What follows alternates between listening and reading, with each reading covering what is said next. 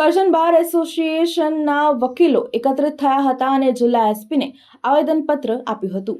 થોડા સમય પહેલા કરજણ ગામમાં એક વ્યક્તિ ગુમ થઈ ગયેલ છે। તેની ફરિયાદ કરજણ પોલીસ મથક ખાતે નોંધવામાં આવી હતી। ત્યારબાદ તેમના મૃત્યુ થયું હતું અને કેનલ પાસે એક કોથળામાં તેમના ડેથ બોડીના અવશેષો મળી આવ્યા હતા। મૃતક અને મર્ડર અંગે શંકા ગઈ હતી।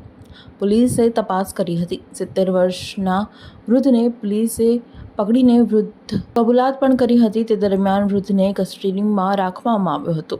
દરમિયાન પ્રાપ્ત માહિતી મુજબ વૃદ્ધ આરોપીએ કસ્ટડીમાં સુસાઇડ કર્યું હતું તેવું બહાર આવ્યું હતું, જેને આધારે આજ રોજ કરજણ બાર એસોસિએશન વકીલ મંડળ એકત્રિત થઈને જિલ્લા એસપીને આવેદનપત્ર આપ્યું હતું। આ મર્ડર અને કસ્ટડીમાં સુસાઇડની તપાસ સીબીઆઈને સોંપવામાં આવે તે અંગે રજૂઆત કરવામાં આવી હતી।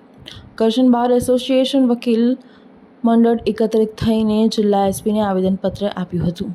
વહેલી તકે આ અંગે તપાસ કરવામાં આવે અને પરિવારને ન્યાય આપવામાં આવે તેવી માંગણી કરવામાં આવી હતી।